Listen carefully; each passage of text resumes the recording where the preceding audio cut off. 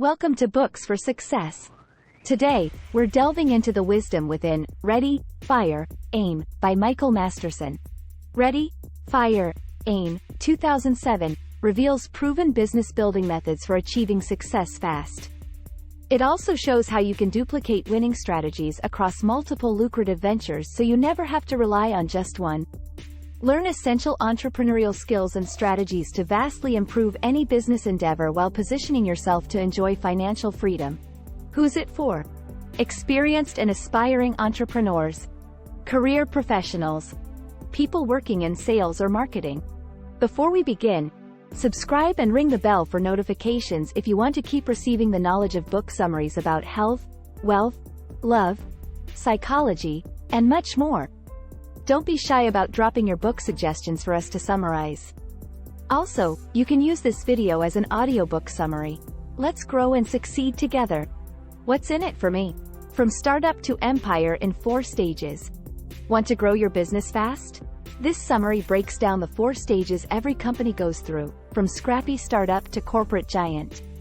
You'll get priceless tips from a multi-millionaire entrepreneur on how to evolve your mindset and strategy as you blast through revenue milestones.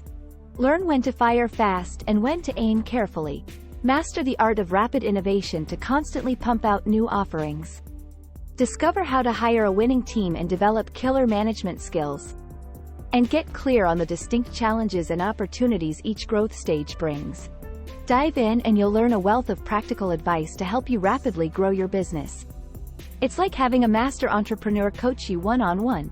Whether you're a solopreneur or scaling a 7-figure company, this summary will equip you with a roadmap to your first $100 million. The 4 stages of entrepreneurial businesses. Around the year 2000, the author Michael Masterson had achieved a 30-year career as a successful entrepreneur and multi-millionaire. He didn't need more money, but he was inspired by an ego contest. He noticed many experts with less experience and success selling high-ticket reservations to business seminars. Michael decided to see if he could run his own seminar and charge double the price of his competitors. Michael knew the format of the seminar and the general subject matter, and he knew his audience: entrepreneurs of businesses with annual revenues under $500 million. Essentially, Michael had the framework of a product figured out. But where most people would pause to develop their seminar and build out their PowerPoint presentations, he jumped straight into sales, with a goal of selling 30 tickets at $10,000 each. It was only after he made his sales goal that he stepped back to actually develop the product he just sold. If this makes you nervous, you're not alone. But take it from a man who has repeatedly achieved entrepreneurial success: sometimes you have to fire before you aim. Michael worked with some colleagues to research the struggles that business owners deal with when scaling. What they found across a wide range of businesses were 4 unique challenges that corresponded to 4 specific stages of business. From this finding, they developed a seminar to provide roadmaps to entrepreneurial success through each of these challenges. In the next sections, we'll dive into each stage, one by one. Remember, whenever your business feels stuck, it's because what got you to where you are can't take you to the next level. Growth means change, and these sections will describe just what kind of change is required. Stage 1, from 0 to $1 million in revenue. Meet Alex, a college student who has a tuition payment coming up. Alex needs to make $40,000 fast. So he turns to the internet to do what many people are already doing: selling advertising space. But instead of selling space by preset sizes of banner ads and images, he decides to sell by the pixel. There are a million things that need to be done to make his website perfect. But Alex opts for 48 hours of work and a website that's good enough. He then gets to work selling, and the business far exceeds his goals. Alex's story highlights the key mindset and strategy needed for success in the early stages of launching a business. At this point, you may not fully grasp everything required to perfectly execute your idea. But don't let that stop you. The most important thing is to make those first, profitable sales happen. Many new entrepreneurs stall because they prioritize planning and perfecting over getting out there and selling. Their logic is that their offering will sell itself once all the kinks are worked out. But nothing happens without sales. Instead, take Alex's lead and embrace the ready, fire, aim mentality. Get your minimum viable product to a good enough point. Start selling it. and let customer feedback guide how you refine things from there. When constructing your optimum sales strategy, there are 4 key questions you need to ask yourself. The first question is, where's my crowd? Find successful marketing from your competitors to locate your audience. Next, you'll need to ask, what's my minimum viable product? Resist over-engineering at first. Just get something to the point where it can sell. The third question is, what's my price point? Balance profit and volume. Cover costs easily but don't price yourself out. Finally, ask yourself, how will I market this? Tap creative talent to make persuasive pitches to your audience. In the beginning, sales velocity is key, not perfection. By firing before you have everything figured out, you'll gain key insights to aim your next efforts correctly. Stage 2, from $1 million to $10 million in revenue.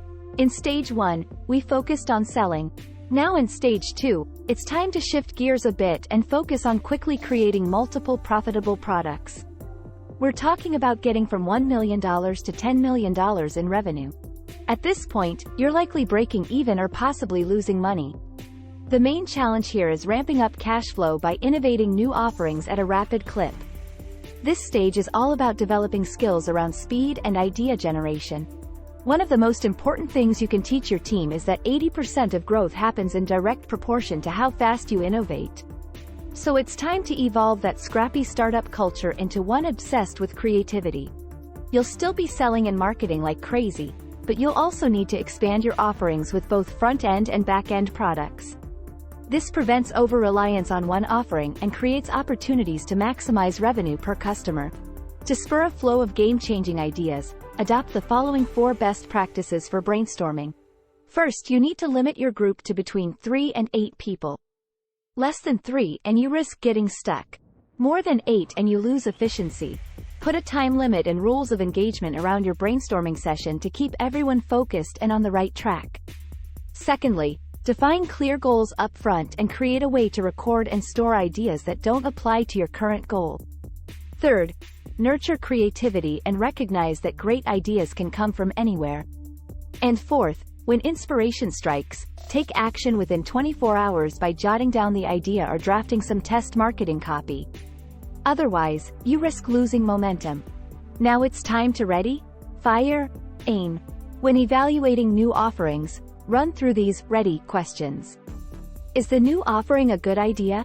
Does it feel promising? Is it economically feasible? Can we afford testing? Do we understand execution needs? Do we have the right team? And is there an exit strategy?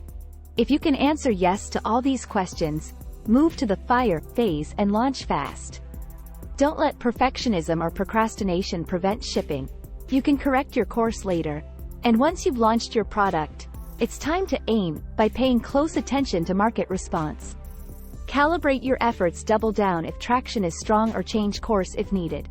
In this second stage of business growth, as you move from $1 million to $10 million in revenue, speed is key.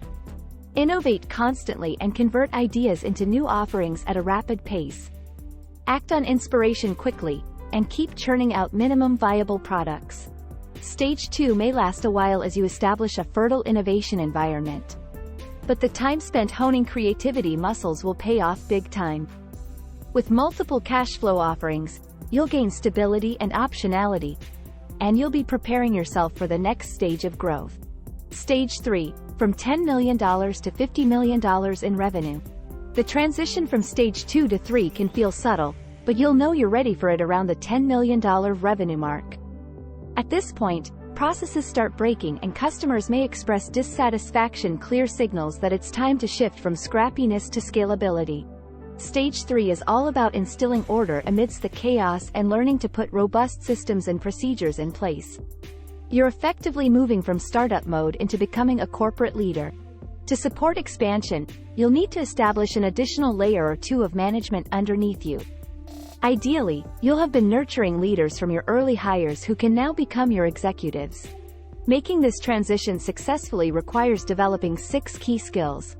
First, you'll need to get a handle on operations by structuring your organization for growth. While you started off getting excellent at marketing, you now have to make sure your business has the systems and processes in place needed to support maximum growth. Second, You'll need to empower a capable COO to manage your management team so you don't get bogged down in the operations side of things. Because you're the lead visionary in the company, the third skill you'll need is to be able to communicate your vision consistently across all levels so everyone works towards shared goals. A fourth essential skill for transitioning to stage 3 is networking for joint ventures and partnerships that will accelerate growth. Continued growth at this stage truly requires outside-the-box thinking and partnering with people and organizations that can expand your business. The fifth skill you'll need here is negotiating. You have to become adept at putting together win-win deals that allow for flexibility and fairness. Finally, the sixth skill you'll need for stage 3 is becoming skilled at hiring leadership, as you'll now be selecting leaders rather than doers. By this point in your business growth, both you and your organization will function very differently from the early startup days. Your role as founder evolves into being the primary visionary and marketing leader. You'll spend less time in the weeds of product development and more time charting strategy, branding, and partnerships. Meanwhile, your trusted COO and executive team will handle day-to-day operations. With robust systems in place and strong leaders at the helm of each function, you're bound to crack that $50 million revenue milestone. Stage 4 is challenging because it requires you to transition from maker to manager. But resisting these natural organizational growing pains will only stunt your potential.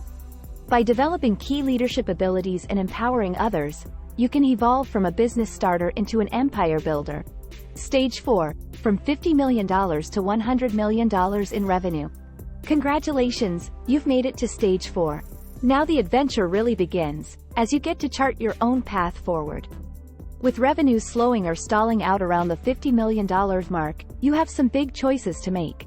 Do you want to keep actively growing the business? Or are you ready to step back into a minimal or advisory role? Would you rather invest your wealth or sell your company to retire comfortably? The possibilities are wide open. If seeking continual growth, your main challenge is rediscovering the scrappy, entrepreneurial mindset from early stages.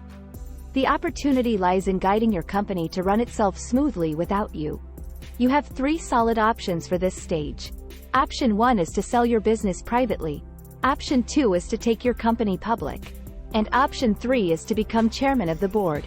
Whatever you choose, start viewing your company as an asset and shift your focus away from revenue creation to wealth building.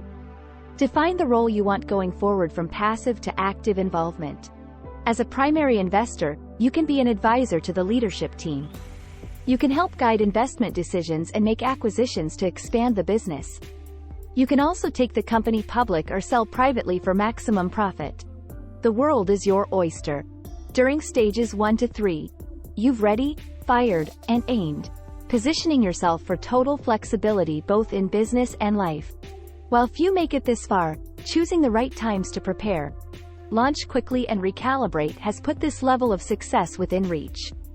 So pat yourself on the back for making it to the founder's promised land.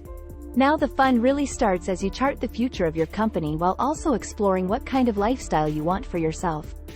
Whether you sell and retire or stay active in a chairman role, enjoy the fruits of your labor knowing you've built something bigger than yourself. The possibilities are endless, the choice is yours. Final words. There are 4 stages to growing a successful business. Stage 1 involves getting to market quickly with a good enough product and relentlessly focusing on sales. Perfectionism will only slow you down. Be ready to launch an MVP and refine based on customer feedback. Stage 2 is all about rapid innovation. Brainstorm new offerings constantly and have the agility to take action on ideas within 24 hours. Use the method of ready, fire, aim to test concepts quickly without overanalyzing. In stage 3, it's time to instill order and build scalable systems and procedures. Hire professional managers and transition from startup founder into a corporate leader focused on communicating vision.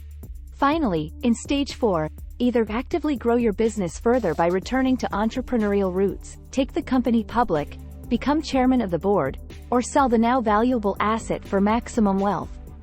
By firing before we have perfect aim, we gain insights to recalibrate our efforts and accelerate growth through every stage of our business success. Thanks for being part of our insightful voyage. If our summary piqued your interest, we encourage you to dive into the complete book for a deeper understanding. Don't forget to like this video, Subscribe for more content if you're new here, and share it with others who might find it valuable. Keep on reading, discovering, and advancing until our next adventure.